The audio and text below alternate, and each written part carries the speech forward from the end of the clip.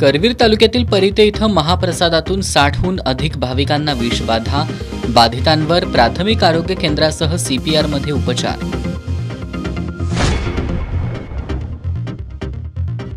छत्रपती राजाराम कारखाना एमडी मारहाण प्रकरणाला सत्ताधाऱ्यांकडून राजकीय रंग देण्याचा प्रयत्न, कारखान्याचे माजी पदाधिकारी आणि शेतकऱ्यांचा आरोप।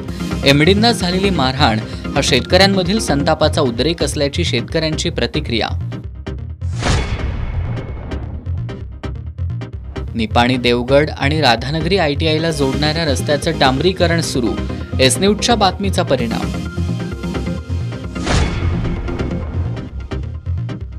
शेतकऱ्यांना पूर्वसूचना न देता ऊसतोड करून गाळपासाठी नेला, शेतकऱ्यांच्या संतापानंतर छत्रपती राजाराम कारखाना प्रशासनाचा केविलवाणा प्रयत्न।